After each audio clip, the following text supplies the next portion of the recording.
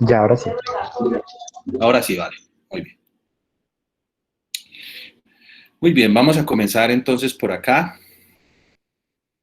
Este es el conversatorio de educación mediática y puntos de vista, claves para educar ciudadanos mediáticos en los medios de comunicación, las redes sociales y las plataformas digitales. Son algunas claves, son posibles claves, ¿cierto? Discutibles, se pueden debatir, por supuesto, es un escenario de la universidad para eso precisamente, y seguramente serán obsoletas en corto tiempo, porque esto cambia bastante rápido y en esa medida necesitamos también nosotros ir generando procesos adaptativos en ese sentido. Bien, yo quiero comenzar por acá entonces. En las últimas horas confirmaron la muerte de Lucas Villa, uno de los estudiantes de la Universidad Tecnológica de Pereira, donde yo enseño también. No lo conocí, no fui profesor de él, de hecho, pues me vine a dar cuenta de su existencia fue en el contexto de estos sucesos trágicos la semana pasada. Sin embargo, lo que yo quiero también resaltar acá es, primero que todo, el homenaje que le han hecho en diferentes medios, en diferentes entornos. Por ejemplo, la revista Rolling Stone de Colombia, que ha estado tan pendiente de este asunto y que tiene una manera particular de presentar la protesta, la manifestación, el paro, ¿cierto? Las motivaciones del paro, porque hay mucha gente todavía que no entiende por qué, si se retiró el proyecto inicial de reforma tributaria, por qué la gente sigue en las calles. Y me parece que en ese sentido los medios de comunicación tienen un deber, una función social, independiente si son privados o públicos. Es que hay un derecho constitucional a la información, una información equilibrada, una información veraz, una información plural, lo más amplia posible. Yo no diría neutral y no diría objetiva, porque no creo en ello. De hecho, yo soy comunicador social periodista, ese es pues mi pregrado. Antes de eso estuve dedicado al teatro muchos años y no me he apartado del todo de ese proceso creativo. Pero lo que yo quiero plantear es que una de las primeras cosas que nos enseñan en las escuelas de comunicación es todos los mecanismos son todos los mecanismos de la propaganda, cómo manipular para precisamente, claro, tomar la decisión de si nosotros desde un código deontológico o ético lo vamos a hacer o no. Y por supuesto, desde el punto de vista publicitario y del marketing, pues hay una manipulación que es evidente y se puede comprobar y se puede verificar de muchas maneras. Pero también en lo noticioso, ¿no? En lo informativo. Y bueno, vamos a dar unas claves pues como para entender y dimensionar un poquito algunos aspectos de esas mutaciones y de esos cambios que se han venido dando en los últimos años, en las últimas décadas, y que tiene que ver también con la información en las redes sociales, con la información en las plataformas digitales y demás. Entonces Rolling Stone retoma esto, dice, hoy en día, una de las frases de este estudiante que falleció en las últimas horas, hoy en día en Colombia, el solo hecho de ser uno joven, de uno ser joven y estar en la calle es arriesgar la vida. Todos podemos morir acá, ¿cierto? Es muy lamentable que un joven diga eso en nuestro país y en cualquier lugar del mundo. Y pues este homenaje que salió en las últimas horas también en las redes sociales de la Universidad Tecnológica de Pereira y una frase también de este joven estudiante, nos recordamos en los corazones, que nos hace acordar un poco también de Eduardo Galeano, ¿cierto? Cuando hablaba de que recordar es como pasar por el corazón, ¿cierto? Que viene del latín recordis, que es como pasar por el corazón. Muy bien, entonces recordémoslo a él y hagamos un homenaje a él, a todos los estudiantes asesinados, a todos los jóvenes que están en las calles exponiendo su vida y exponiendo sus ideas y exponiendo sus maneras de protestar y de enfrentar situaciones hasta difíciles también en sus hogares, de incomprensión, porque también a los padres de familia, qué bueno hacerles un llamado, que escuchen a sus hijas y a sus hijos desde la comprensión, desde la apertura, porque se entiende también que estos padres de familia vivieron una juventud con unos referentes un poco distintos, que también tienen unos filtros de observación de la realidad a través de muchos medios de comunicación que ellos consumen y que ellos ven y que influyen definitivamente en la construcción social de los acontecimientos, en la construcción mediática de la realidad. Entonces, a veces para los estudiantes entra en un conflicto cognitivo en esa medida que cómo explicarle, cómo hacerle entender a un padre de familia. Y en ese sentido, pues claro, los padres de familia también están llenos de miedo, ¿no? y de confusión con todo esto que viene sucediendo. También la responsabilidad de los medios de comunicación, de las empresas mediáticas, para una educación mediática no basta con profesores capacitados en medios, en redes sociales, en TIC, que enseñen a usar los medios de manera responsable, que enseñen a distinguir, por ejemplo, la opinión de la interpretación, los hechos, las evidencias, de todo aquello que se diferenciaría de este asunto en el terreno de una formación de pensamiento crítico y de una formación de un pensamiento científico, ¿cierto? En ese sentido, no solo corresponde a la escuela. La escuela como institución, desde primaria hasta posgrados y demás, ¿cierto? Y no solo le corresponde a los padres de familia, le corresponde también a los medios. Los medios tienen que hacer una labor muy fuerte en ese sentido y decidida, y digamos que esto es un trabajo de corresponsabilidad en todo el conjunto de la sociedad. Entonces, es indudable la capacidad movilizadora de los medios de comunicación y de las TIC, ¿cierto? Gustave Le Bon lo advirtió en su momento en el contexto de una Francia dominada y en gran parte de Europa dominada por Napoleón. Lo advirtió también el filósofo José Ortega y Gasset con la rebelión de las masas. Lo han advertido muchos estudiosos, incluso Sigmund Freud también, que tiene ese estudio sobre el análisis del yo y la psicología de las masas. Y de ahí para acá, pues han habido una cantidad de reflexiones, de estudios, de teorías de la comunicación, a veces en la academia muy sesgadas y cerradas, como en un plano bipolar, digamos, de la escuela de Frankfurt en oposición al funcionalismo, y a veces se queda ahí la disputa discursiva y la pelea por terrenos ideológicos también en la academia, en ese sentido, habiendo más teorías, habiendo más formas de explicar y de entender este fenómeno, como por ejemplo la ecología de los medios, que en gran medida esta conversación está ubicada allí, más desde la escuela de Toronto, más desde la mirada de McLuhan, de Walter Ong, de Derrick de Kerkhoff, de otros ecólogos de los medios que miran el fenómeno mediático no solo como un instrumento o como una tecnología vacía que se llena de contenido para manipular a X o Y receptor, sino que implica asuntos mucho más complejos, ¿cierto? Con la noción de medio como entorno, de la noción de medio como contexto, no solo como background, no solo como fondo, no solo como recorte de realidad, como este recortecito que tenemos aquí en esta pantalla, ¿cierto? En ese plano cartesiano, sino que va mucho más allá. Entonces, miremos a ver aquí algunos aspectos.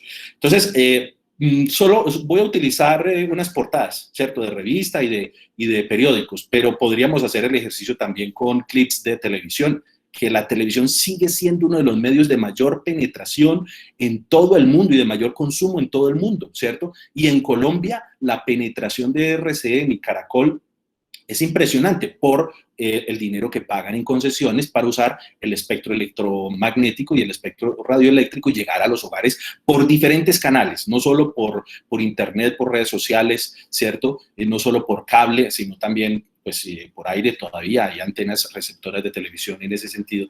Entonces, esas lógicas también es importante entenderlas, ¿sí? Para entender por qué tienen esa capacidad de penetración, por qué se consume más la televisión y se sigue disputando el terreno de recepción con la Internet, por ejemplo, ¿sí? Y todo lo que ofrece la Internet, bueno y malo, ¿cierto? Útil e inútil. Entonces, aquí quiero comenzar es como con estas dos portadas, el contraste, la manera de presentar, ¿sí? Y aquí ya hay un punto de vista no solo del fotógrafo, no solo del diseñador, sino también del medio, que comúnmente nosotros lo conocemos como la línea editorial o la línea de pensamiento del medio, que para Habermas fue inaugurada en el siglo XVIII con la prensa, entendiendo que los primeros medios de comunicación fueron de los señores burgueses, que fue la clase revolucionaria en ese momento. Claro, la idea de revolución en ese momento tenía un contexto y una connotación muy distinta a la que se le ha dado hoy en día, incluso con la ayuda de los medios de comunicación, ¿cierto? Que le han dado otro contexto y otra idea y otra funcionalidad a eso, ¿cierto? En términos semánticos han variado y en términos pragmáticos han cambiado la manera de entender una revolución, ¿cierto? Entonces, claro, esa clase revolucionaria burguesa, por supuesto, que estaba en esa transición de la monarquía al Estado-nación, que estaba en esa transición de una época feudal a una época moderna, de una lógica de pensamiento y de organización medieval de la cual sobrevivieron instituciones como la Iglesia Católica, ¿cierto? Hasta hoy en día.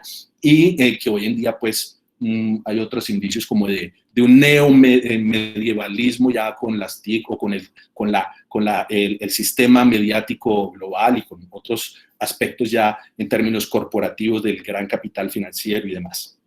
Pero bueno, entonces, dice Habermas, claro, esa clase revolucionaria tenía dos cualidades, tenía capital y tenía instrucción, o sea, tenía medios de producción, tenía forma de sentarse a pensar y a idear cómo manejar o crear o formar una opinión pública, y también la proliferación de cafés en Europa jugó un papel fundamental porque era allí donde se sentaba la gente a leer la prensa, a leer las revistas, a discutir, a conversar, y había también una especie de estratificación de esos líderes de opinión que se iban formando, que eran a veces empresarios, que a veces eran obreros, de unos sindicatos incipientes que se iban empezando, unas organizaciones que se iban empezando a dar, y pues luego pues ahí en un círculo mucho más, cada vez más estrecho, se iba generando esos líderes de opinión, y por fuera iban quedando otros que escuchaban y que casi que obedecían lo que ese líder de opinión decía, indicaba en la familia, en la organización, en la comunidad, en el barrio, en la empresa, en fin, ¿cierto?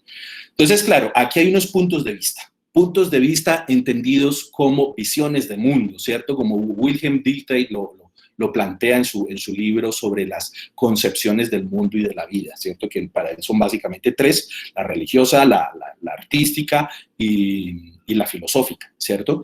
Entonces, aquí se expresan, los puntos de vista se expresan en relatos audiovisuales, relatos visuales, en narrativas, ¿cierto? Gerard Genet, ustedes saben que tiene toda una teoría narratológica sobre el punto de vista, ¿cierto? Sobre el punto de vista desde la literatura, que se aplica al cine, entendiendo que el cine aparece también en un contexto donde toma elementos de la literatura, toma elementos del teatro, toma elementos de la arquitectura, de la danza, de la música, de la fotografía que ya existía para el momento en que llega el cine, pero en términos estructurales de relatar algo, el cine toma elementos sobre todo del teatro y de la literatura, y los primeros pues digamos, creadores del relato cinematográfico, Georges Méliès y Griffith y demás, pues vienen de ahí, venían del teatro, venían de la literatura, venían de eso, ¿cierto?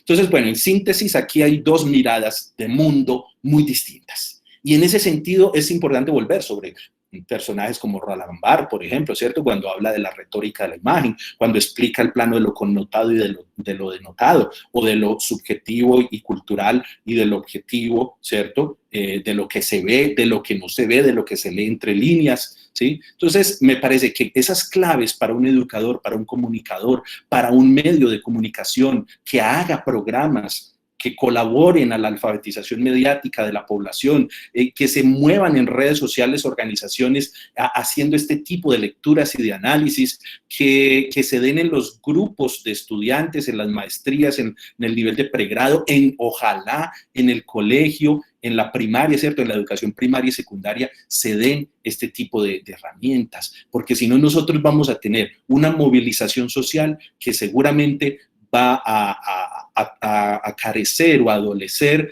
de unos elementos estructurales y funcionales con los cuales pueda operar desde sus derechos, desde su libertad a la protesta, a la movilización, a la manifestación, a la expresión, ¿cierto? Pero también unas instituciones como la policía, el ejército, que si no entienden esto, que si tienen una formación de milicia y no de derechos humanos y no de estas lecturas del mundo, pues difícilmente van a entrar a relacionarse con el resto de la ciudadanía, ¿cierto?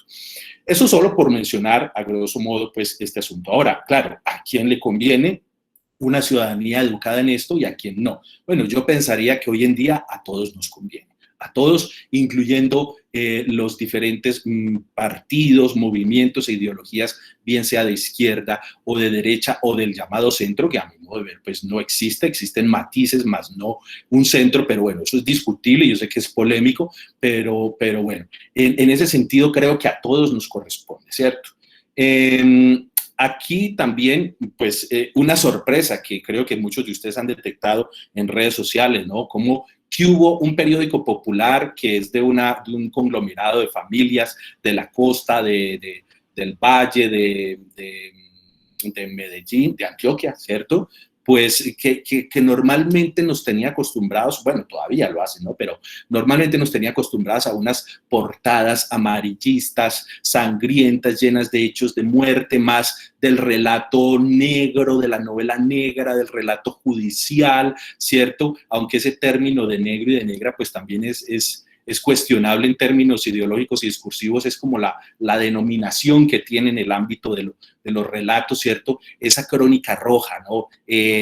Pues aparece esto y la gente en redes sociales agradeciendo a Cubo, ¿cierto? Y señalando a Semana, que hace poco hubo un performance allí en Semana con unos fotógrafos y unas artistas y que causó pues mucho escozor en Vicky Dávila y en muchos otros periodistas. En lo personal yo creo que esa es una evolución. Yo creo que es mejor que haya un performance, que haya un acto simbólico de desagravio, de acusación, de señalamiento a un medio que está manipulando a la sociedad cuando la sociedad siente que lo está haciendo, ¿sí? A que amenacen o agredan periodistas o agredan al mismo medio. Pienso que es una evolución, pasar de esos hechos de violencia física a una violencia simbólica y creativa, y creo que es preferible eso en una sociedad, pero bueno, eso también es discutible, por supuesto. La portada del Espectador, por ejemplo, ¿cierto? Cómo toman uno de los diálogos de Spider-Man, del Hombre Araña, para hacer esta portada. Esto es una cosa maravillosa, ¿cierto? En lugar de mostrar la sangre, el cadáver, el barro, el destrozo, el vandalismo, de señalar, de criminalizar la protesta, ¿cierto? Que también lo ha habido, pues claro, es que nadie lo está negando. Hay que mostrarlo, por supuesto, pero ahí es donde vienen también los criterios editoriales del medio, del periodista y entendiendo el medio y entendiendo el periodista que tenemos una sociedad que adolece de una gran formación en educación mediática, en lectura de contenidos, de mensajes y en apropiación de esos mensajes y contenidos. Entonces ahí es donde uno como docente, como investigador, como comunicador, uno se pregunta, ¿en realidad esto es deliberado o no? ¿Esto es a propósito o no? ¿Esto es orquestado o no? ¿Cierto? Como los principios de la propaganda de Google en el nacionalsocialismo, la Alemania nazi, que también fueron heredados de la Revolución de Octubre, ¿cierto? Es decir, esto no, el tema de la propaganda no corresponde a una línea ideológica específica, ni a un partido político, ni a una situación puntual. Esto, pues, tiene de sus raíces digamos, en las teorías de masas en la antigüedad hasta hoy en día. Bueno. Entonces, aquí hay un asunto muy distinto que trata de bajarle tensiones, que luego, adentrándose en el periódico, uno ya encuentra varios relatos, por ejemplo, columnistas de opinión que están a favor o en contra y dicen por qué, dan sus argumentos. Esto es lo que uno pensaría en una democracia y en una perspectiva liberal de los medios como la que conserva todavía el Espectador, con muchos errores que ellos a veces asumen, a menudo asumen, ¿cierto? Desde la misma editorial, pero pues por lo menos uno esperaría un diálogo con un periódico con diversos puntos de vista y diferentes ángulos sobre la realidad visible. Entonces, bueno, Rolling Stone, El Espectador, The New York Times, esta portada que ha dolido mucho a todos los colombianos, pienso, y no porque tengamos que negar nuestra realidad, nuestra situación, sino porque al contrario, en estos momentos y en este contexto nos ayuda mucho la mirada internacional, por supuesto, y no solo la mirada, sino también la toma de acciones eficaces, porque solos no vamos a poder, es muy difícil la situación que estamos viviendo. Y en ese sentido, hacerlo visible a nivel internacional es clave, ¿cierto? Tapar el sol con el dedo, cerrarle los ojos a los jóvenes o a la gente, a la población en general, es imposible, porque además existen las redes sociales y no será posible que esto se dé, ¿cierto? Si se atacan este tipo de portadas, este tipo de publicaciones, ¿no? Porque entre otras cosas, esto es lo que aparece, ¿no? Aparece en las calles, por ejemplo, cuando los estudiantes salen con una pancarta como esta. Nosotros no nos pueden manipular como a nuestros viejos. Nosotros no miramos Caracol ni Canal RCN. Bueno, esto también es debatible, ¿no? Yo entiendo el mensaje y la intención y claro, es verdad, los chicos tienen otra lógica, otra manera de acceder a la información que a veces se desinforman y que a veces no tienen, o a menudo, no tienen las herramientas suficientes para cualificar la selección de información en redes sociales, por ejemplo. Yo he encontrado trabajos de estudiantes que los organizan citando solo redes sociales. Es decir, no tienen ni idea, por ejemplo, de dónde sale una frase o un párrafo o un, ¿sí? Y entonces ante eso, ¿qué tenemos que hacer nosotros? Esa ya es nuestra responsabilidad.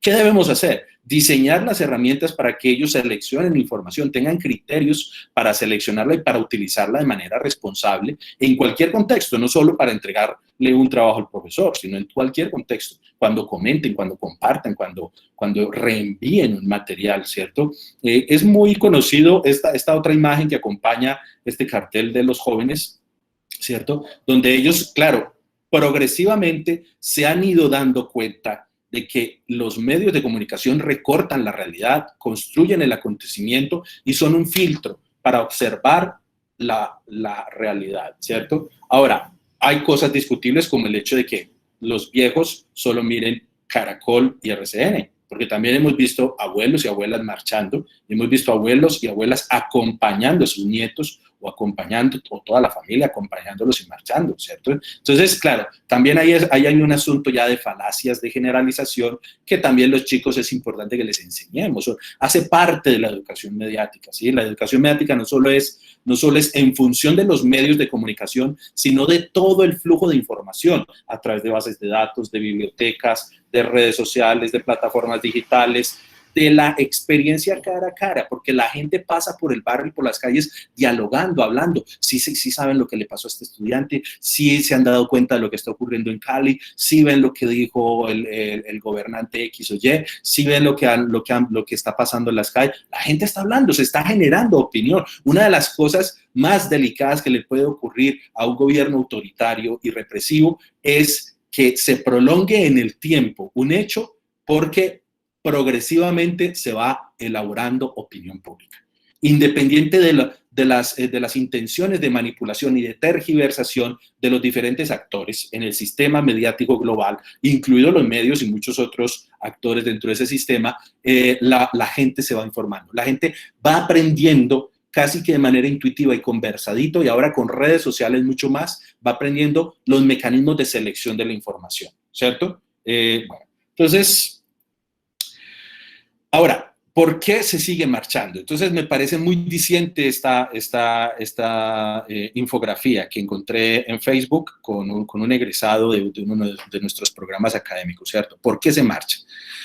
Por el que con esfuerzo pagó sus impuestos, ¿sí? Para verlos alimentar al monstruo de la corrupción. ¿Sí?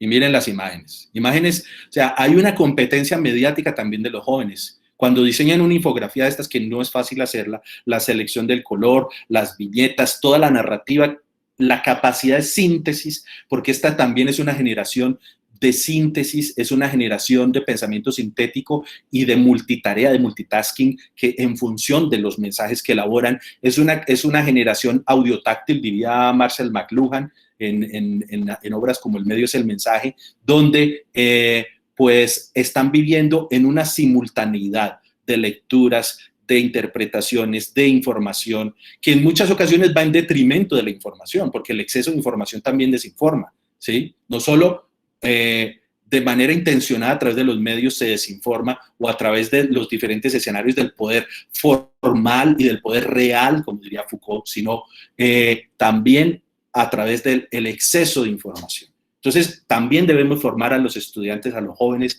a la población en general, en el flujo de información, en la capacidad de seleccionar fuentes de información lo más confiables posibles, pero también de seleccionar, filtrar y no quedarse 10 horas, como tenemos hoy en día en uno de los últimos estudios de medios y de redes sociales. El consumo promedio del colombiano en el día, el consumo de internet, de redes sociales y plataformas digitales es de 10.5 más o menos, 10.5 horas diarias, ¿cierto? ¿Y qué hacen esas 10.5 horas diarias? Hacen muchas cosas y dentro de esas cosas, sobre todo es consumir, prosumir, o sea, producir cosas para el consumo y producirse él mismo para el consumo a través de la captura de datos personales, de perfiles que hacen no solo las redes sociales, sino también las empresas asociadas a esas redes sociales, ¿sí? Percibir esos datos y a través de un proceso de ingeniería de datos, elaborar un Big Data, una gran fuente de datos personales para dirigir o redirigir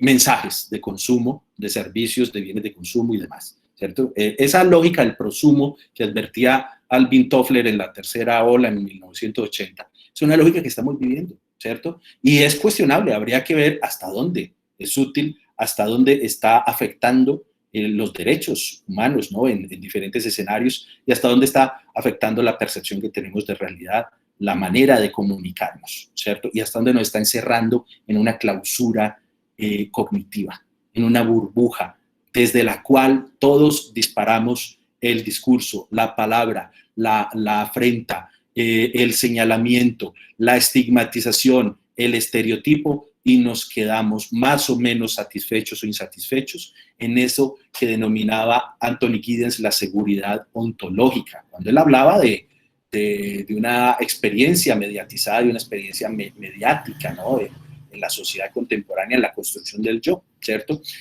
Entonces, bueno, y aquí hay más cosas, ¿no? No voy a detenerme a leerla porque aquí queda grabado, queda pues también aquí para la vista de ustedes, pero ¿cómo le explicamos esto a los medios? ¿Cómo le explicamos esto a los padres de familia? ¿Cómo lo entendemos nosotros como investigadores y como docentes? Que es que lo que están haciendo los chicos en las calles ya no es solo un reclamo por el tema del proyecto de la reforma. Ya no es solo lo que algunos aspectos que el Comité de Paro a nivel nacional y a nivel regional y local representa, ¿cierto? Sino que hay cosas que van más allá de la representación política, de la representación organizacional, de la representación gubernamental, por supuesto. Hay cosas que rebasaron. ¿Y por qué? Por unas cifras contundentes. Esto me llegó ayer de unos colegas de una universidad de Cali, ¿no? Miren ustedes, es preocupante esto sí lo voy a leer aquí un ratico. Según la Organización Internacional del Trabajo, en el año 2020, 1 de cada 5 jóvenes en el mundo entre 15 y 24 años no está ocupado, no cursa estudios, ni recibe algún tipo de capacitación. En Colombia, en el año 2020, las cifras para este grupo poblacional son 3.623.905 jóvenes entre 14 y 26 años, ni estudiaba ni trabajaba. Esto es casi el 33% de la población joven del país. La fuente es el DANE 2021. 23.5% fue el aumento que tuvo la desocupación de personas entre los 14 y 28 años con la pandemia del COVID-19. 7.12 millones de jóvenes urbanos sufrieron la profundización de la precariedad laboral que causó la pandemia del COVID-19. Todo esto es DANE.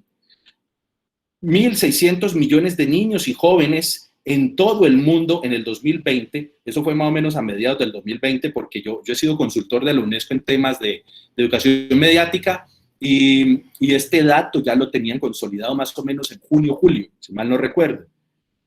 1.600 millones de niños y jóvenes en la edad de estar escolarizados y matriculados. No estamos hablando de los no matriculados, de los que no tienen acceso, de los que no tienen esas oportunidades, o porque viven en regiones muy apartadas, o porque el sistema educativo es precario, por una cantidad de asuntos, donde incluso la mujer y el habitante del sector rural siguen siendo los más afectados.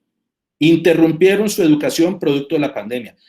Claro, por supuesto. Se entiende que a todos los gobiernos de derecha, ultraderecha, izquierda, extrema izquierda, lo que sea, o centro, ¿cierto? Todos los gobiernos en el mundo, pues no esperaban esto. Por supuesto que no lo esperaban, pero eso no justifica unas decisiones equivocadas de los gobiernos, ¿cierto? Y sobre todo que vienen desde el año pasado, más todo lo que traemos en la historia de Colombia. A los jóvenes los están devolviendo, son jóvenes que nacieron en este siglo, que son generación posguerra fría, posmundo bipolar, que nacieron en el contexto de una transición entre el mundo análogo al digital, en unas lógicas de interpretación y de lectura del mundo distintas, y de organización, y de identidades mediáticas o identidades blandas, fijas, identidades desde la experiencia directa, desde la interacción cara a cara, ¿cierto? Distintas. Eso sí es verdad, eso sí es cierto, ¿sí?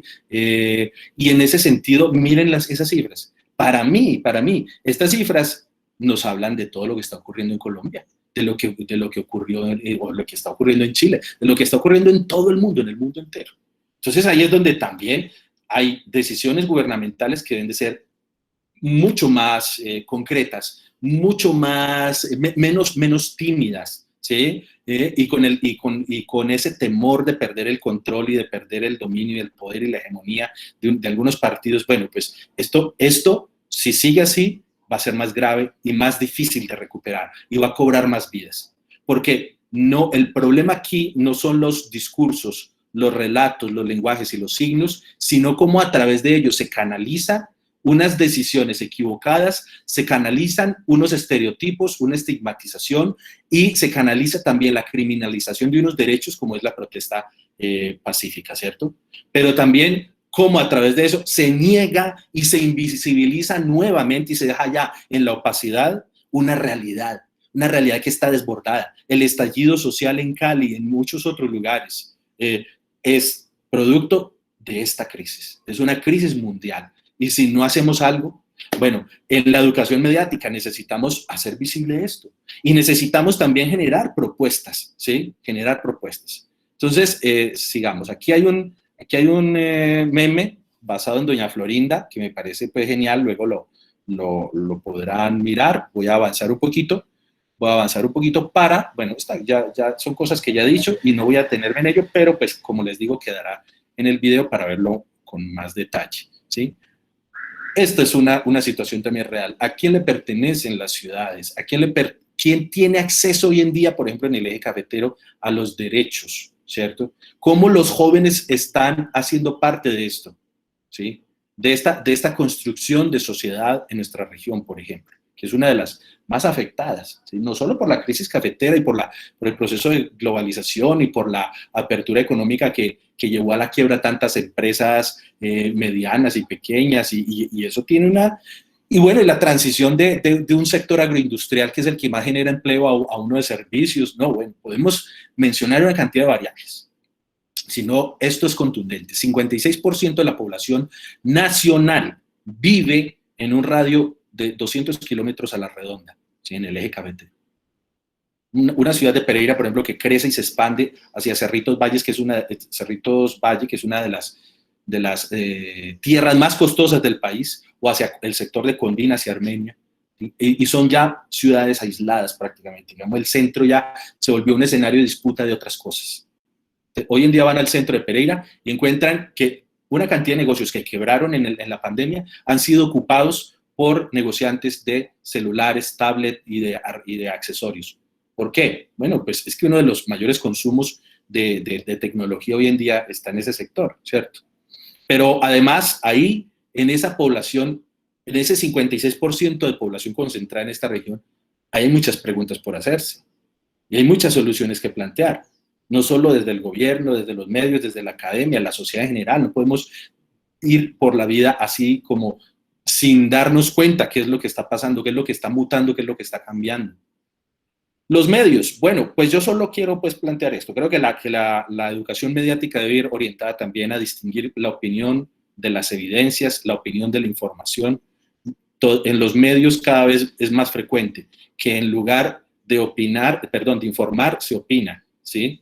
La información es una, obedece a hechos y evidencias puntuales. Y se trata desde los medios de informar de una manera plural, amplia, con todos los puntos de vista, independientes si al periodista o al dueño del medio o al director le gusta o no.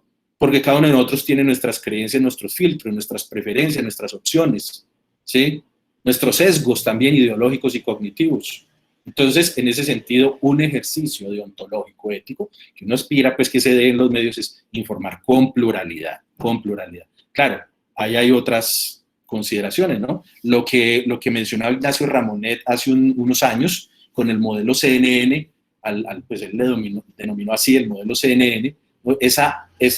Ese estrecho vínculo entre poder económico, poder político y poder mediático, que en películas como las de Costa Gabras nos muestran, ¿sí? Esas lógicas, lo que ocasionan en la audiencia y lo que mueven en la opinión pública. Una opinión pública, como le temía Gustave Le Bon y como reflexionaba Sigmund Freud, como lo planteaba José Ortega y Gasset, una opinión pública informada o desinformada, puede cambiar el destino de una nación. Así lo decía Gustave Le Bon, ¿cierto?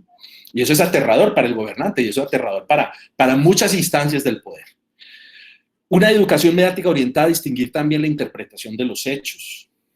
Es importante que tengamos herramientas de interpretación, pero como decía Humberto Eco, existen límites en la interpretación también, ¿cierto? Porque a veces hay cosas descabelladas y entramos en un relato esquizofrénico y en un discurso paranoico que tampoco ayuda.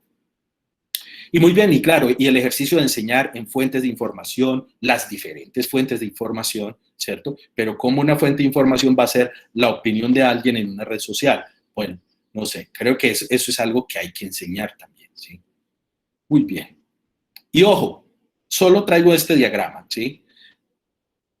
Nos da la impresión en redes sociales que nosotros tenemos el poder de cambiar algo desde la palabra, desde el discurso, pero no tenemos en cuenta, por ejemplo, asuntos como los diferentes tipos de algoritmo que nos muestran unas cosas y otras no, ¿cierto? Dependiendo del consumo que ellos registren, dependiendo del tiempo que estemos expuestos a una red social o a un medio de comunicación, ¿sí? O no tenemos en cuenta, por ejemplo, que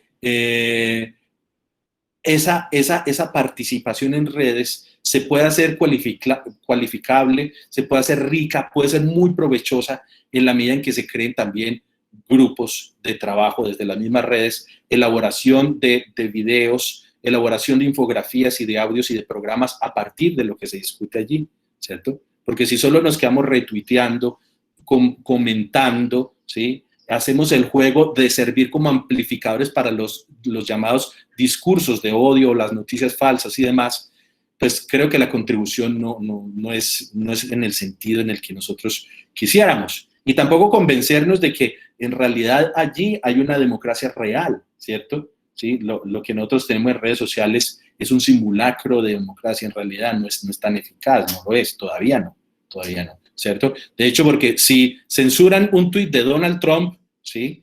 Eso significa que hay un poder corporativo de las redes sociales superior. Y recuerden que hoy en día la legislación de medios de comunicación y de redes sociales, que de hecho es casi que inexistente, ¿sí? Son cosas distintas. Los medios de comunicación tienen unas normas de regulación casi de que desde sus orígenes hasta hoy en día, estamos hablando de los medios de masas, ¿cierto? Y las redes sociales no. Por lo tanto, se necesita dentro del nuevo contrato social, que yo estoy convencido que es necesario elaborar, no solo en Colombia, en muchos otros lugares del mundo, dentro de ese nuevo contrato social, los derechos digitales y los derechos tecnológicos deben hacer parte de esa discusión, ¿sí?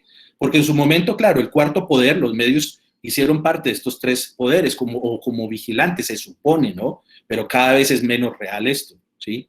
Y pues se nos olvida que más o menos la línea nos lleva acá, ¿no? Al origen de los medios, lo que anunciaba Habermas desde un comienzo, ¿sí? Desde un comienzo. Entonces, con toda esta cantidad de filtros, ¿cómo se construye la realidad? Como algo objetivo, como algo neutral. No lo es, ¿cierto? Pero nosotros tenemos un derecho a la información, un derecho a la libertad de expresión, un derecho a la intimidad que va de la mano, son correlatos de otros derechos, del derecho a la educación, del derecho a la vida, del derecho al trabajo, del derecho a condiciones dignas, del derecho a la paz. Entonces, en ese sentido, me parece que esta línea también es necesario enseñarla, dejarla clara y los medios no evadir, no decir, no, es que esto no nos corresponde, no tengo nada que ver en esto, nosotros estamos simplemente para informar. No, se sabe que para los medios privados el negocio es la información y ya lo han dicho muchos periodistas, ¿cierto? Lo han dicho. Bueno, sí, pero no se les olvide que tiene una función social. Tiene una función social. Ahora, tenemos nosotros otras opciones, claro, apagar, por ejemplo, ¿cierto? Dejar de verlos o ver otros medios, France 24, WRT, es decir, hay medios internacionales que incluso están mostrando la realidad de Colombia de una manera mucho más clara, ¿cierto? Y sintética incluso, ¿no? No se nos olvide que los medios de comunicación están concentrados en estos tres grandes grupos económicos, lo que hablaba Ignacio Ramonet, ¿cierto? La estrecha relación entre grupos económicos, política y medios de comunicación. Aquí han habido mutaciones porque esta infografía es de las dos orillas del año 2012, me parece que es. Han habido cambios, ¿cierto? Algunos medios han desaparecido, otros se han vendido, etcétera. Semana ahora es de los Gilinski, que también son banqueros, igual que los dueños del Grupo Aval, ¿cierto? Muy bien. Entonces también hay que enseñar eso, ¿no? Hay que enseñar esas lógicas. La educación mediática debe ir orientada hacia eso. Vamos a avanzar un poquito, ¿sí? Entender, por ejemplo, que hay distinciones entre comunicación e información. Con la comunicación es un proceso que implica diálogo, que implica consensos, que implica debates, que implica desacuerdos, que implica conflictos verbales, ¿sí? La información permite darle forma a las ideas. La información es todo aquello novedoso que yo no conocía y que me sirve para darle forma a las ideas, evaluar consecuencias, reducir la incertidumbre, adecuar el comportamiento a nuevas circunstancias, tomar decisiones, actuar. Entonces la información es muy valiosa y muy importante, pero una información cualificada, ¿sí? Muy bien, si McLuhan decía en su momento, en el 64, que el medio es el mensaje, hoy en día podríamos decir Netflix, por ejemplo, ¿cierto? Netflix se tomó la televisión como medio y lo convirtió en contenido, en un mensaje. Nosotros, diríamos hoy en día, los usuarios somos el contenido, ejemplo, Facebook. Entonces también la educación mediática debe ir orientada a entender las lógicas de cada red tiene unas lógicas distintas, ¿sí? Y a veces compartidas, claro, dependiendo de quién es el dueño de cuál red, ¿no? Entonces en el caso de Facebook, pues claro, allí nos muestran unas cosas con el algoritmo, pero también orientan nuestros gustos, nuestras preferencias, y nosotros tenemos la tentación digital, ¿no? En el dedo. Recuerden que digitus significa eso, ¿no? O sea, esa tentación táctil de retuitear, de comentar, de decir me gusta, no me gusta, con algo limitado, que se supone que es una oferta, como en una estantería de un supermercado, 10 tipos de champú se supone, o 10 marcas, pero tienen casi que el mismo contenido, todos te van a tumbar el cabello, solo que se presenta cada uno de una manera más sensual, más tentadora, ¿cierto? Más sugestiva, hasta con el precio. Pero pues realmente lo que tenemos en redes sociales es un simulacro, no es. Entonces también saber usarla, ¿cierto? ¿Cómo me muestro, cómo me quiero mostrar? ¿Cómo quiero yo aparecer ahí? ¿Cómo quiero que me vean? ¿Qué opinen sobre mí? Bueno, en este momento yo suspendí Twitter y Facebook, estoy realmente agotado, voy a vivir un proceso de desinfoxicación en unos días, pero además es abrumadora la cantidad de información. Facebook sigue siendo la plataforma que más se consume en todo el mundo, le sigue YouTube, luego los blogs, luego WhatsApp, ¿cierto? Entonces a mí, por ejemplo, en WhatsApp con grupos de periodistas me está llegando la información y eso es suficiente y eso que no alcanzo a verla toda, 200, 300 mensajes con videos, audios y demás, PDFs y demás, a veces en cuestión de 5, 15 minutos. Es abrumador, es abrumador. Entonces es necesario también, además de los estudios de mensajes, de contenidos, de discursos, de textos, además de esa educación instrumental a la que estuvimos acostumbrados, incluso hasta ahora, porque la pandemia también nos cogió así, como que educando en términos instrumentales para la lectura crítica, que eso es lo que cuestiona también un poco el paradigma de educación mediática, es decir, dice, dejemos de limitarnos a una lectura crítica y a enseñar la lectura crítica, solo eso. Eso es importante y es valioso, pero también enseñemos la práctica productiva. Enseñemos que la interacción, en el hecho del digitus, de tocar las cosas, de interactuar, de relacionarnos con ellas en nuestros entornos, con todo lo que eso implica, incluso la proxemia, que se ha visto afectada en la pandemia, ¿cierto?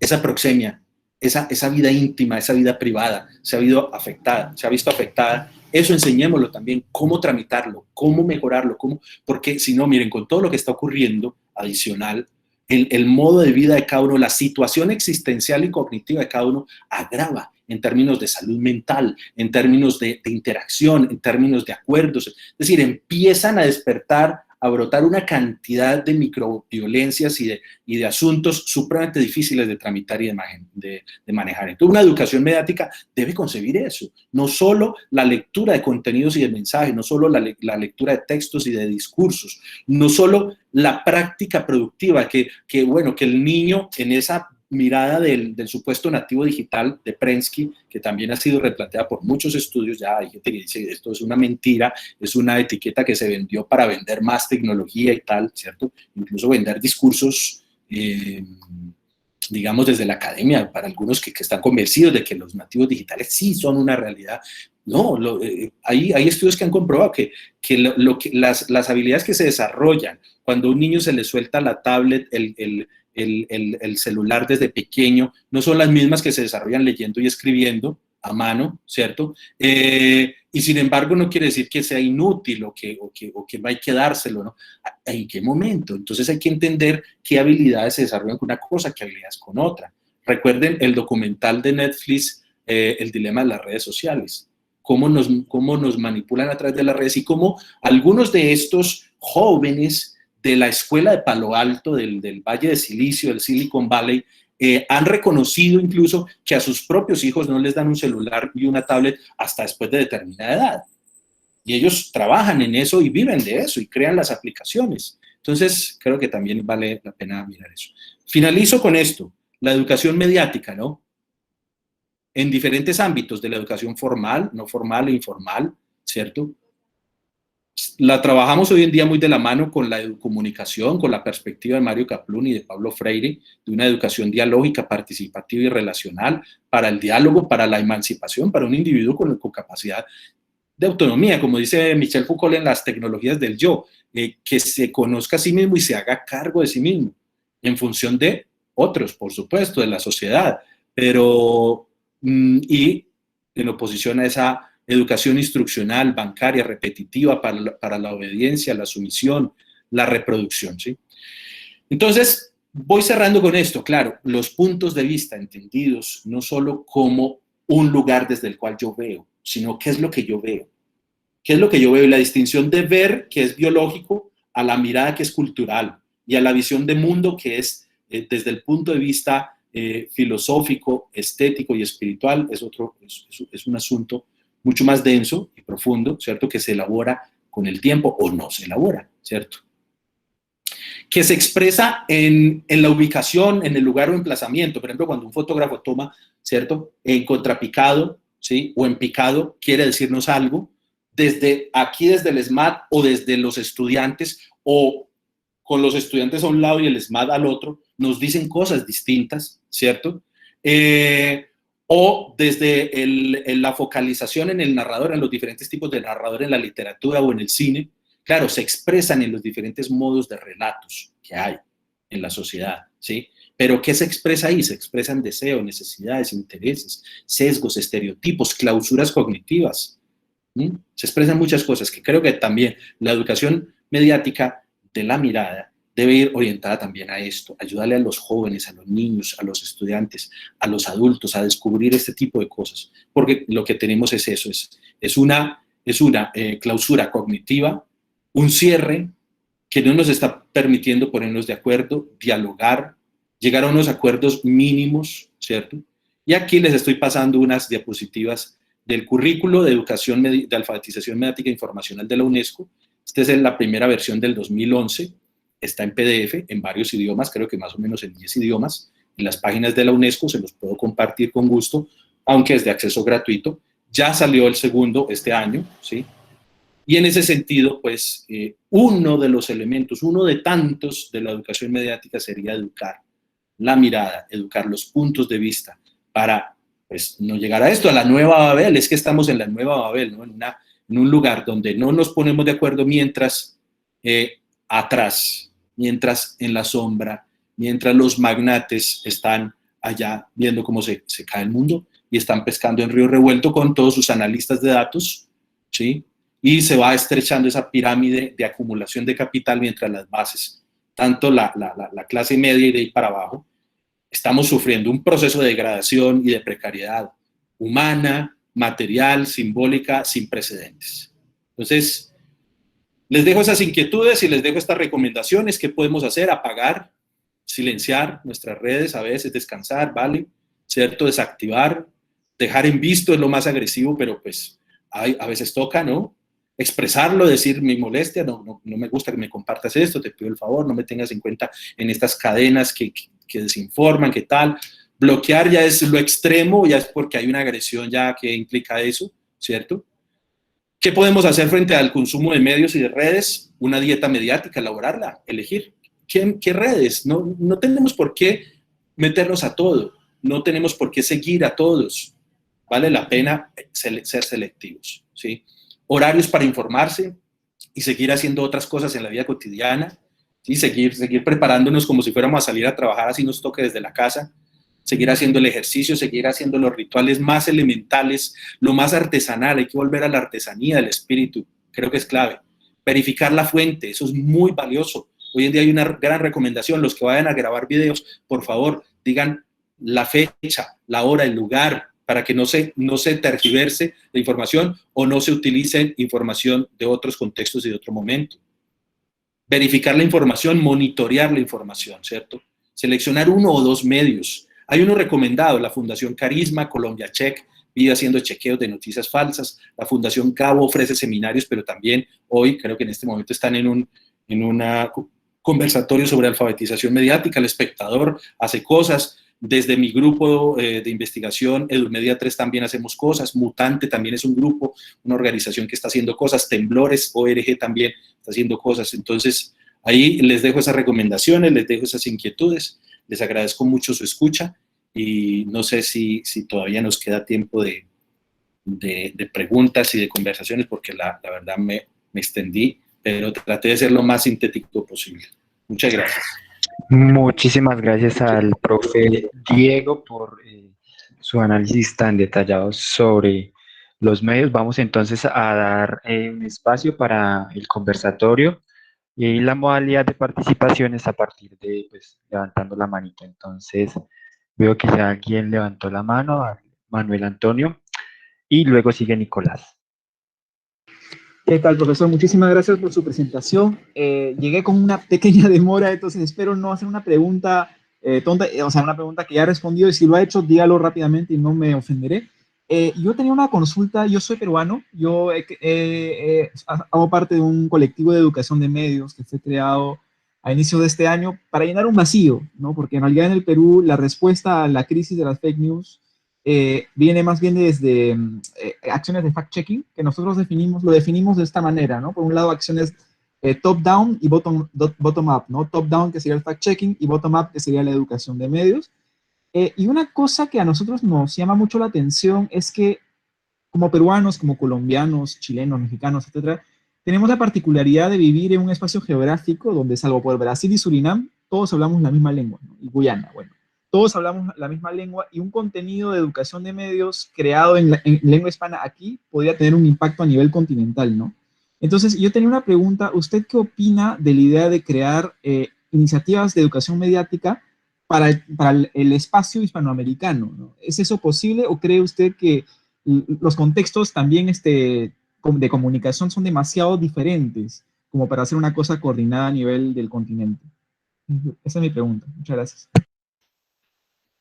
Muchas gracias a ti, Manuel Antonio. Nos alegra mucho que nos acompañes. Qué bueno, creo que también la pandemia, de las cosas buenas que ha traído es esta posibilidad de que nos comuniquemos a distancia y estemos más cerca para hablar de cosas tan importantes como todo esto que seguramente se va a hablar durante esta semana o en los próximos días en la Universidad de Caldas.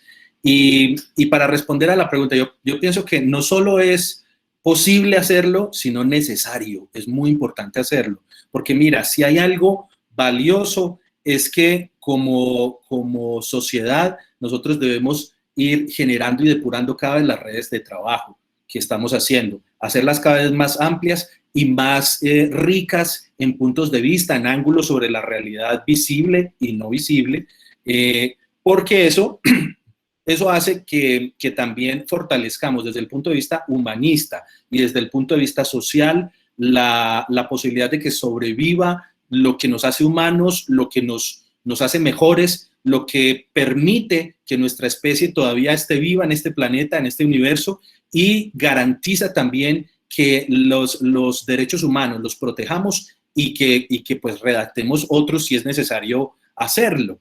Y lo digo sobre todo por un tema que se está trayendo de Colombia, que se está importando de Chile a Colombia, ¿cierto?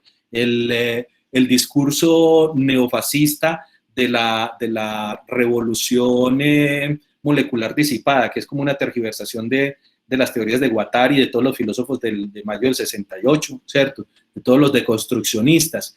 Entonces, una recomendación que le escuché a un profesor de la maestría en literatura de la Universidad Javeriana de Bogotá que abordaba ese tema estos días, una recomendación que él hacía era precisamente esa, que nosotros tenemos que nutrir los discursos, los relatos, los diálogos, alimentarlos, hacerlos más fuertes, amplificarlos, porque amplificar la red de acción, porque si no lo hacemos, pues realmente aquello en lo que nosotros creemos, lo que nos ha traído hasta el momento a tener esta sensibilidad por lo humano y por lo social, a defender a nuestros jóvenes, a nuestros estudiantes, a exigir que se les proteja y se les cuida y que se judicialice a todos los que pues, estén por fuera de la ley, ¿cierto? Independiente de dónde provengan, porque esta época es muy confusa, precisamente es ahí donde más actúan los movimientos reaccionarios, ¿cierto? Entonces, creo que es necesario, es muy necesario. Allí en la Universidad de Lima tengo a dos colegas muy queridos que son María Teresa Quirós y Julio César Mateos, que están haciendo muchas cosas en esa perspectiva de la educación mediática. Pero también creo que es importante, bueno, y hay un libro que yo te recomendaría y a todos, que se llama Media Education in Latin America, que editó Routledge hace un año, ¿cierto? Allí tuve la oportunidad de escribir el capítulo de Colombia, pero están todos los, bueno, la mayoría de países, cada uno escribió un capítulo y habla de cómo está la situación de la educación mediática en todo el continente, en toda Latinoamérica. Está escrito en inglés por ahora. Creo que es valioso mirar ese tipo de cosas, de materiales, a ver. Una organización así, creo que es necesario hacerla. Creo que es necesario hacerla. La UNESCO tiene algo que se llama GAPMIL, y te recomiendo también que la mires en la página de la UNESCO, que es la Alianza Mediática, Alianza Mundial para la Educación, la Alfabetización Mediática e Informacional, y reúne más de 400 organizaciones donde yo hago parte pues, de ella, ¿cierto? La Alianza de la UNESCO, GAPMIL. Voy a buscarla ahorita y se las pongo en el chat.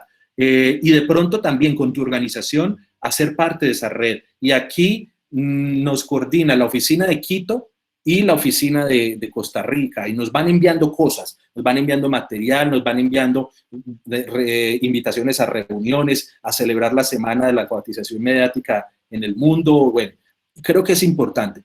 Finalizo con esto. Le escuchaba a un autor inglés, es que no recuerdo el nombre de él y no puedo volver a ver ese artículo, algo que me pareció importante. Él decía, antes que educar en una alfabetización mediática e informacional, eduquemos en contra de la ignorancia.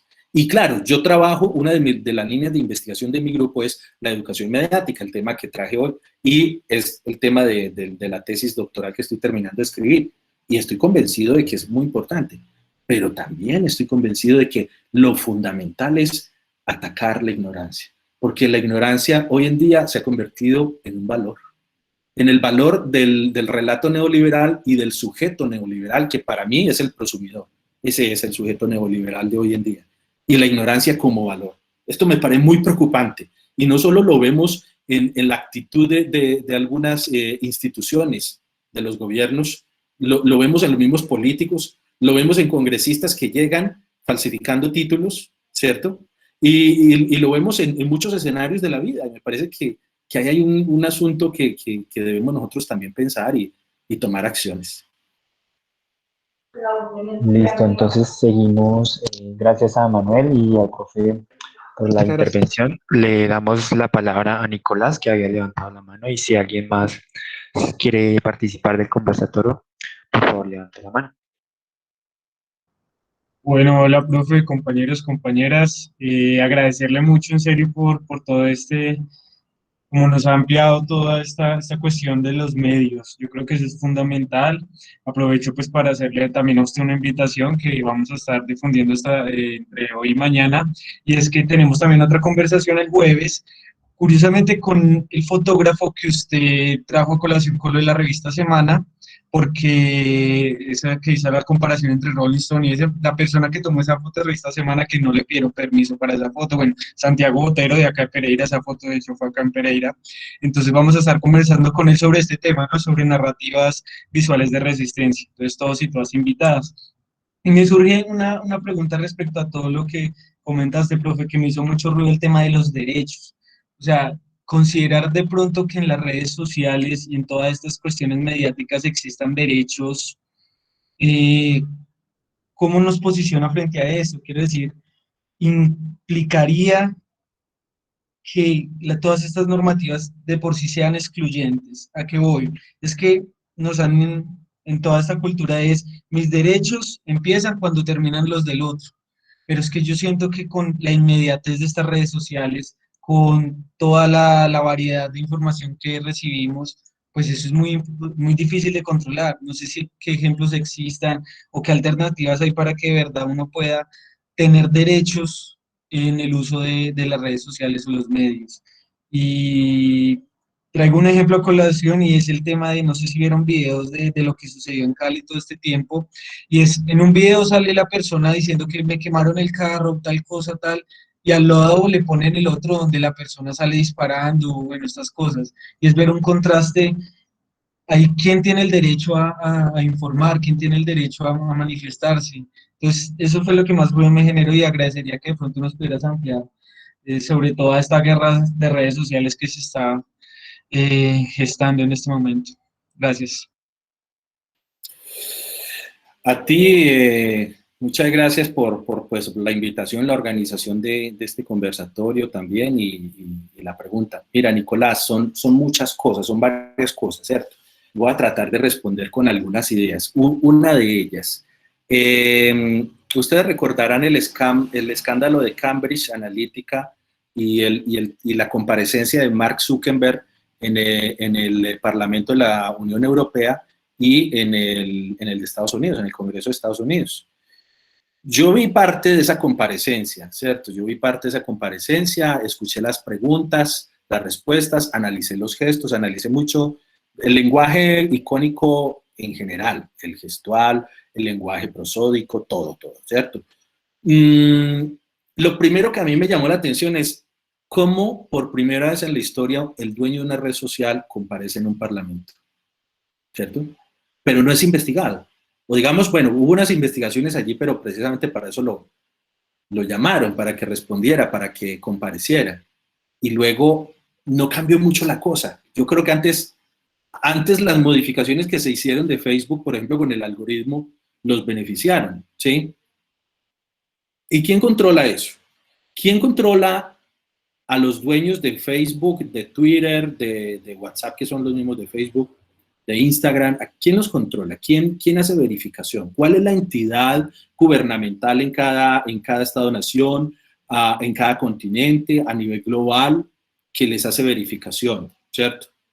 Puede que existan algunas entidades y puede que existan organizaciones de la sociedad civil encargadas de eso, pero es necesaria una normativa, o sea, es necesario que nos sentemos a pensarla, para que no vaya en detrimento del derecho a la información y de la libertad de expresión, que ese es el cuento, ¿cierto? Que es lo que normalmente ocurre con los medios de comunicación cuando, por ejemplo, sale en un periódico o en una emisora o en la televisión, sale una supuesta noticia de alguien o de algo y resulta que no es verificada y eso le causa un daño impresionante a la persona porque no la vuelven a contratar, lo odian los familiares, se separa de su esposo o de su esposa, mejor dicho, se le daña la vida, ¿cierto?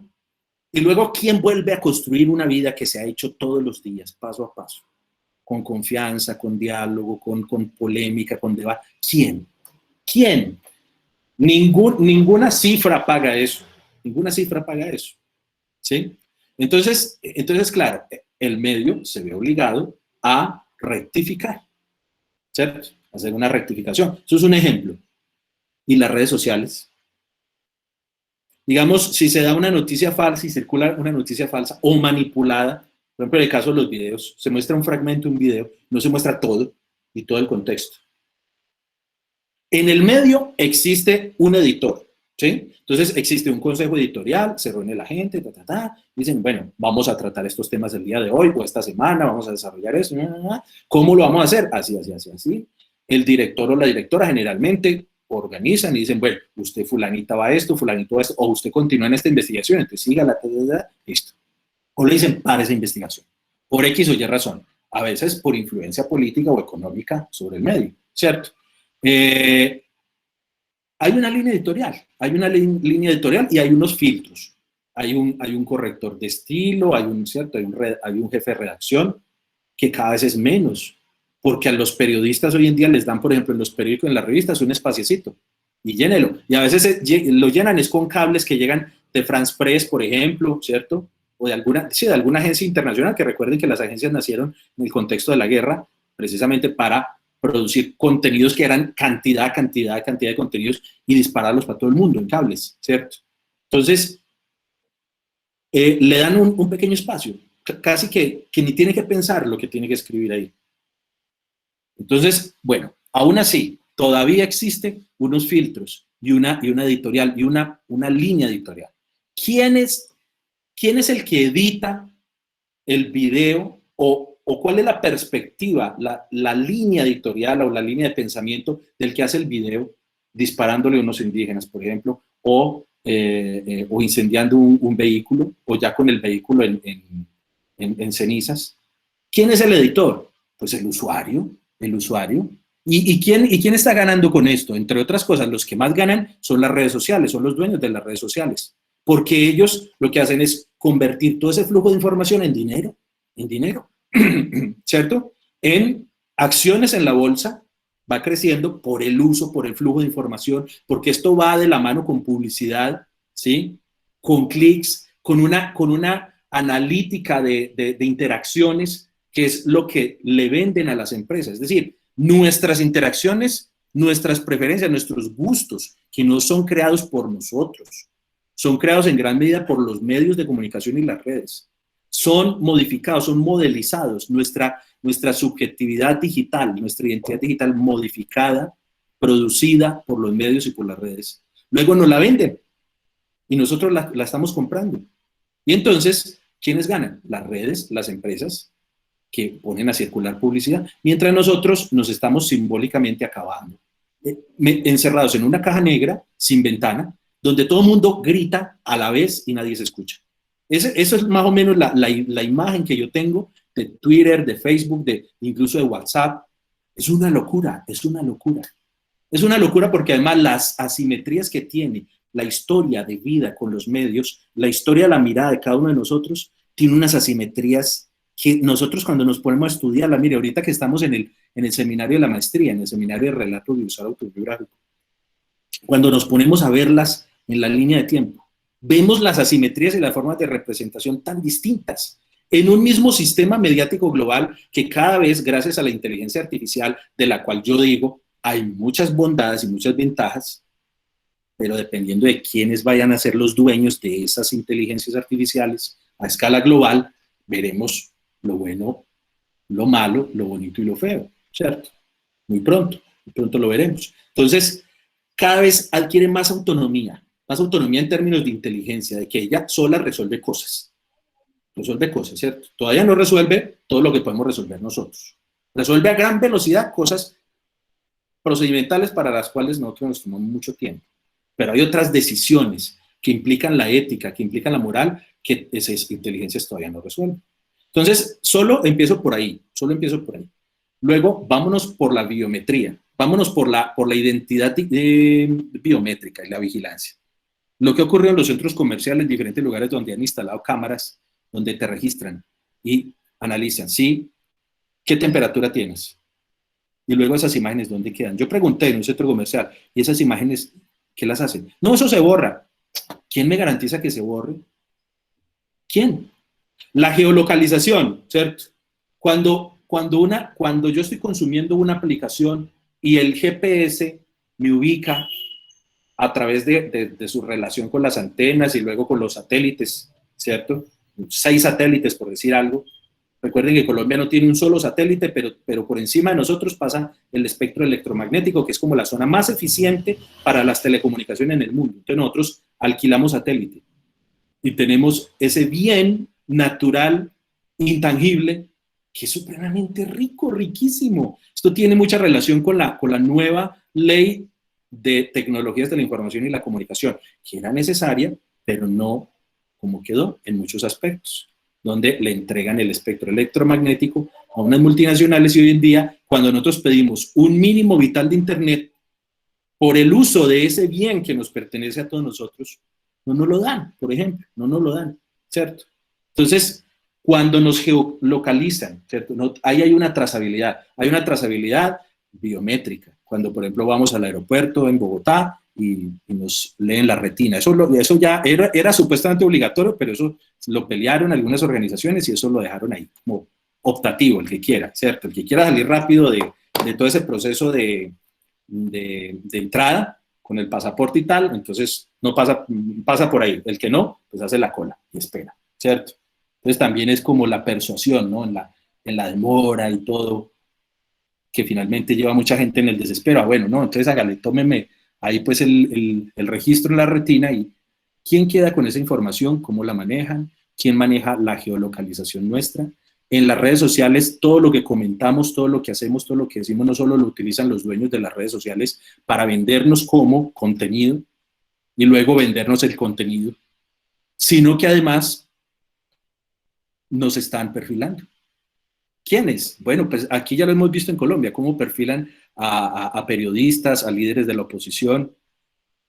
Y esto no solo aplica para la ultraderecha, para un gobierno de extrema izquierda también, para cualquier dictadura de hecho o blanda, cualquiera que sea, opera. Es una preocupación que tiene que ser colectiva a nivel global, ¿cierto?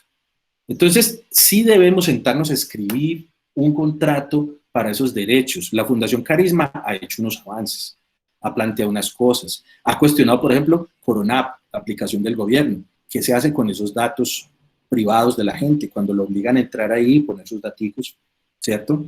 Y siempre lo están vigilando, sus movimientos, ¿qué hacen con eso? Eso es muy importante porque si no tenemos nosotros derecho a la intimidad, y la intimidad cada vez se vuelve un valor más escaso, más limitado, pero más importante, ¿sí? De nosotros poder hacer cosas y pensar incluso y sentir cosas que no tenemos por qué compartirla con nadie, ni con los seres más amados, porque hace parte de nuestros procesos internos donde podemos variar de decisión, de gusto, de deseo, de muchas circunstancias que estamos elaborando, que no tenemos por qué confesarlas porque son parte de nuestras elaboraciones y toman tiempo y generan rupturas que son a veces muy lentas o arraigos que son muy fuertes. Entonces, solo para plantearte eso, Nicolás, ¿sí? Y ahí, claro, entonces, el tema de la manipulación, qué gran problema.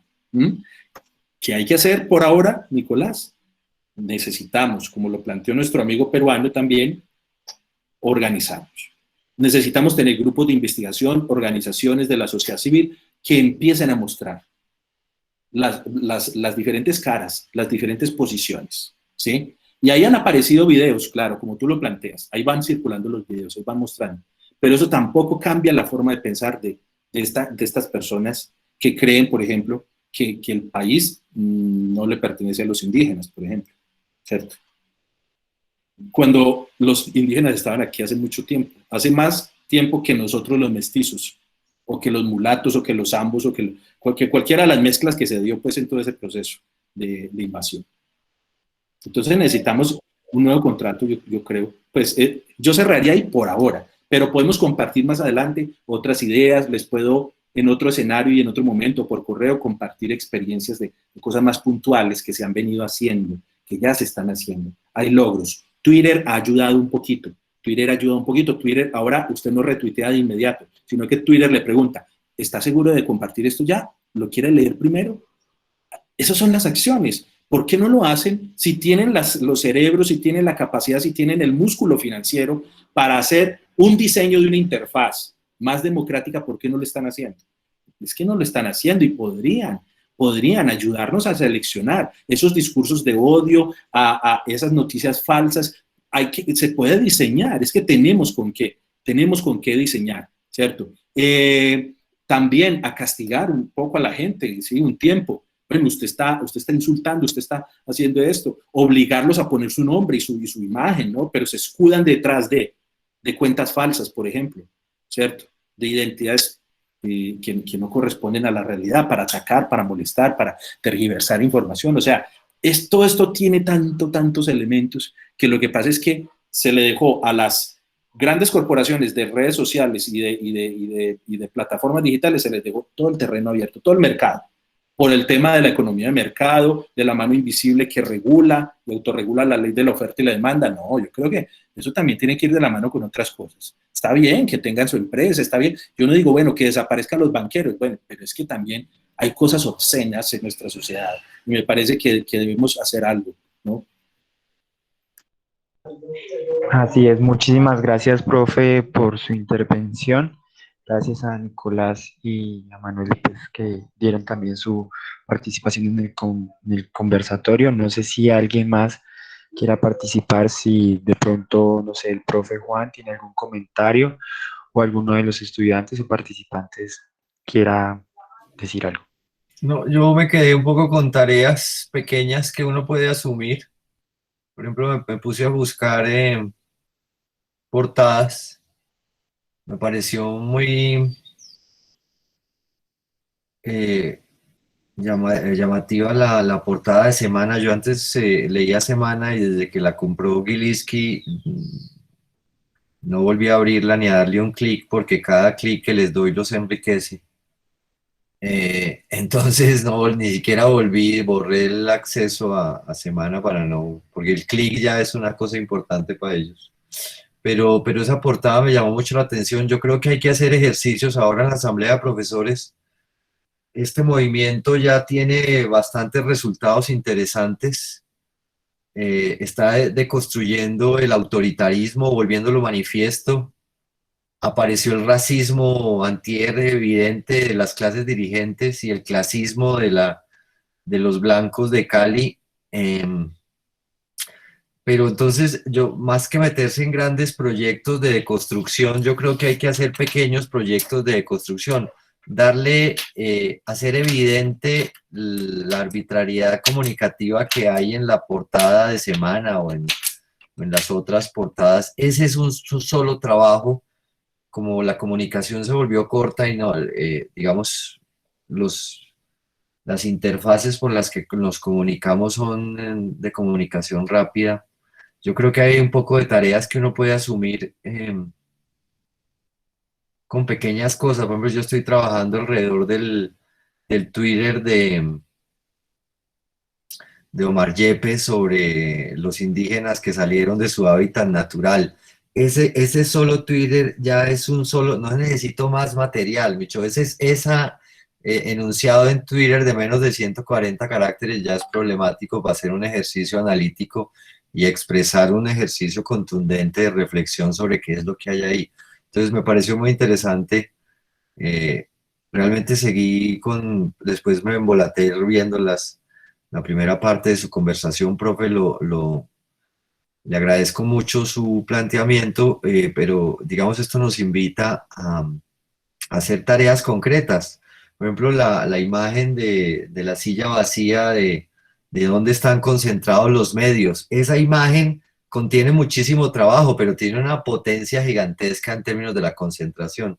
Ese es el tipo de cosas que creo yo invitan porque estamos en una lucha simbólica. Lo que se está quemando, según la imagen de Semana, no son muebles y carros, se están quemando el orden que sostiene el statu quo, y el statu quo es sexista, autoritario, clasista, y yo creo que eso es lo que hay que develar para que la gente que sigue pensando que las cosas están bien y que todo pasado fue mejor, pues ya no esté tan confiada y que eso tenga consecuencias prácticas en las próximas elecciones, que ya no voten por los mismos o que elijan tan mal, porque sienten que con ellos están más seguros que con otra gente con la que no están seguros porque son una apuesta peligrosa.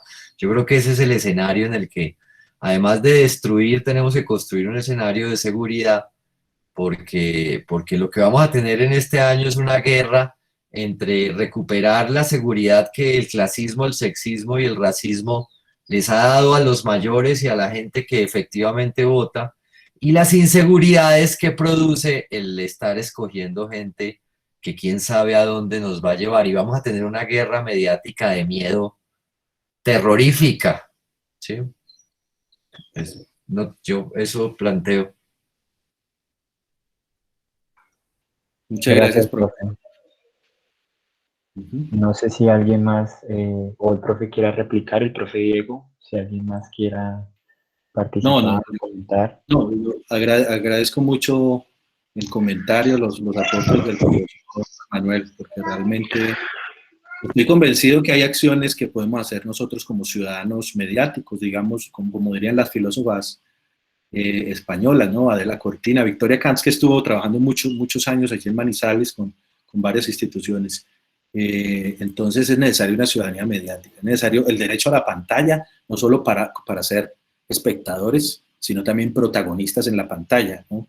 Ese tema de Semana de la revista Semana, claro, como tú dices, Juan, es clave por muchas razones, ¿no? Por muchas razones. Ahorita no sabía el dato de que el fotógrafo, pues, le habían publicado la foto sin autorización, y claro, y aquí menos mal que mencioné a Roland Barthes, porque miren, claro, cuando Roland Barthes dice, por ejemplo, la función de anclaje en el texto, él dice, es que la imagen es polisémica, así solita la imagen puede decir muchas cosas, tanto la de Semana como la de Rolling Stone, puede decir muchas cosas, y cada quien interpreta de acuerdo a qué, de acuerdo a lo que tiene en la cabeza. Peirce hablaba de interpretantes, como de aquellas cosas con las cuales nosotros interpretamos la realidad, ¿cierto? Y le damos sentido.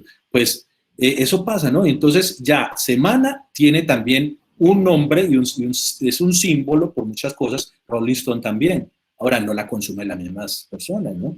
Y luego cuando ponen Colombia bajo amenaza, ¿qué tal si ponen Colombia resiste? Bueno, es distinto, ¿no?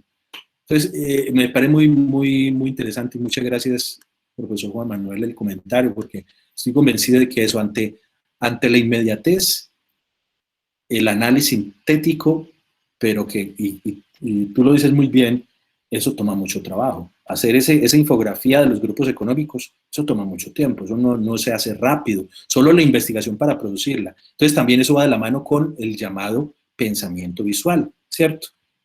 O diseño de pensamiento visual, que también incluso hay doctorados y maestrías y hay investigaciones sobre eso. Entonces yo creo que nos debemos aproximar cada vez más a esas realidades.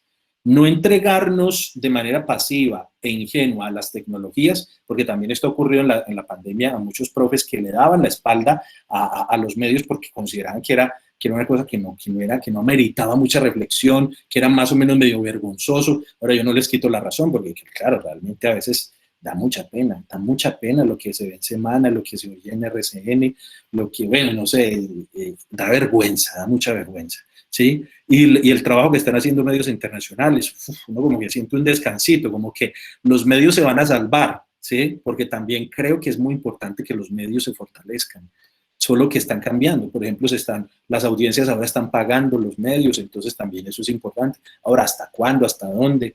No sé, creo que los medios hay que protegerlos también con capital privado, pero también con capital público. Y bueno, no sé si para el jueves los puedo acompañar, depende de la hora, porque aquí tengo un foro en la UTP que tampoco me han dicho cuál es la hora, pero tranquilos que lo hablamos, y sí me gustaría mucho a tener oportunidad de conversar también un poquito con el fotógrafo, de escucharlo por supuesto, y conversar cuando se dé el momento. Pero ojo con la función de anclaje entonces, porque creo que esa es otra herramienta. Y normalmente la audiencia así como desprevenida, muy acomodada a que lo que digan los medios eso es, a lo que, por ese también criterio a veces de la gente de que lo que tiene autoridad el que tiene estudios, tiene autoridad el que tiene dinero, tiene autoridad el que tiene imagen, tiene autoridad el que tiene un cargo público. Pues eso también es relativo, nosotros lo sabemos, ¿no? Y bueno, y la invitación que hace Juan me parece clave, ¿sí? Elegir mejor. Poder del voto. Gracias, profe. Creo que Eduardo acaba de levantar la mano. No sé si quiera participar.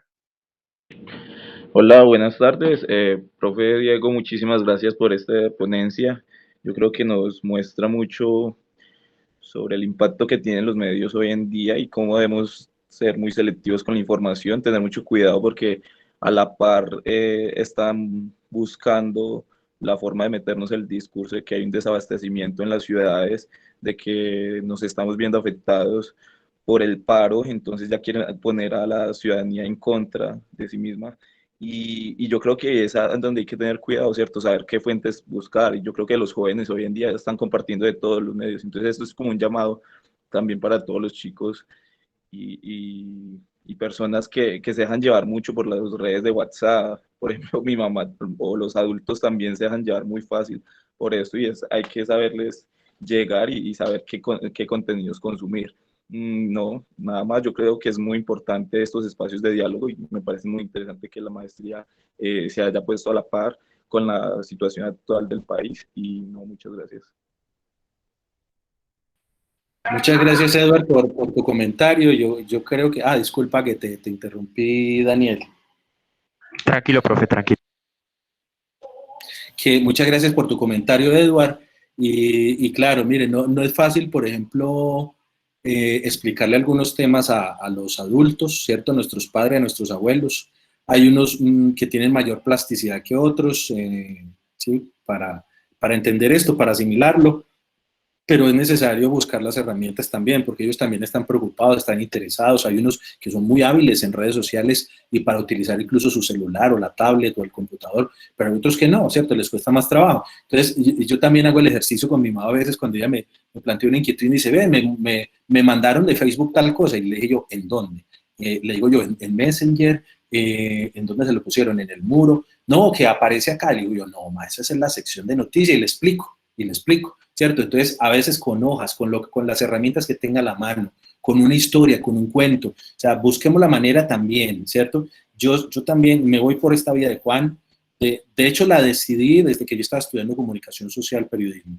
Cuando yo ya estaba en la mitad de la carrera, yo dije, uy, Dios mío, yo no quiero trabajar en un medio de comunicación privado. Si va a ser uno público, educativo y cultural, genial, pero no. Y cuando conocí las teorías de la comunicación educativa, descansé. Y dije, este es mi campo, en mi terreno, y por ahí me fui, ¿cierto? Entonces, yo ante, digamos, una actitud ciudadana también, en mi caso, fue educar. Entonces, ante la velocidad, el espacio del aula, que nos da más tranquilidad, más tiempo. Un seminario como el que estamos haciendo da tiempo para observar, para desarrollar observación, no para ver así, de paso, pasó y no vi qué fue, o escuchar un ruido y no atendí qué era lo que me decía, lo que significaba ese grito o ese sonido. Entonces yo creo que sí, creo que es importante también que tomemos una acción política, apagar el canal, dejar de replicar. A veces, miren, ustedes saben que las bodeguitas, las llamadas bodeguitas en las redes sociales, y también algunos líderes mediáticos que son más producto de un fenómeno mediático que un fenómeno político y social, algunos líderes son muy hábiles en eso, y entonces utilizan, me refiero a líderes de opinión, ¿cierto? Utilizan los medios y las redes para crear polémica. Y a veces nosotros preguntamos frente a una senadora, un senador o a un expresidente, nos preguntamos, pero de verdad está creyendo lo que dice. No, es a propósito, ¿cierto? Es a propósito, para desviar la atención, para volver a ser vigente, para que caigamos en la trampa y nosotros cogemos el anzuelo facilito y empezamos a retuitear y a comentar, pero cómo se le ocurre, pero miren, si se hicieran invisibles, lo que hizo este movimiento de musical de fans hace poco, ¿cierto? De poner un hashtag, de poner en un hashtag en primer lugar una canción o dos, ¿cierto?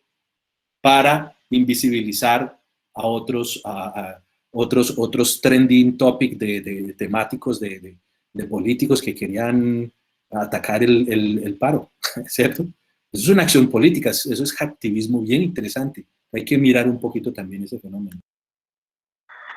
Así es, profe. Entonces, no sé si alguien más quiera participar o comentar algo más.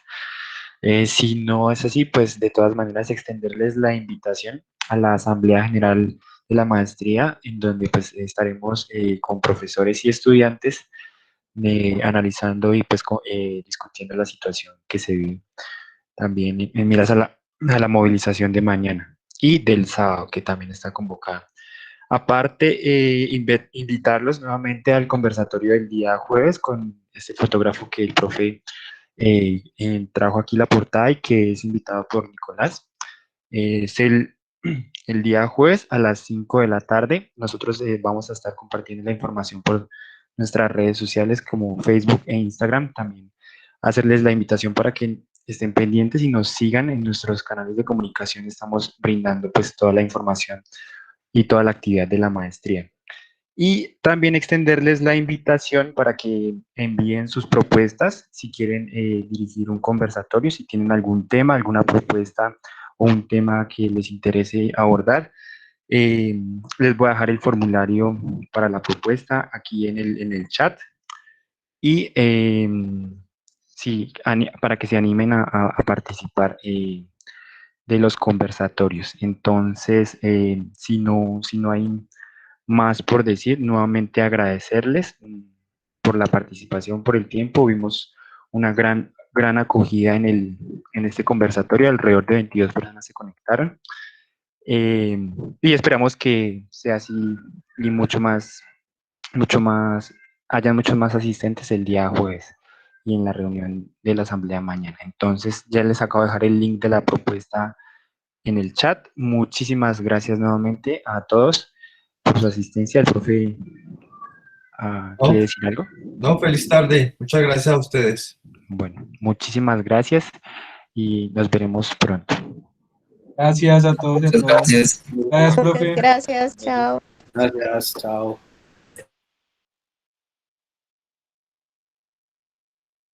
Muchas gracias.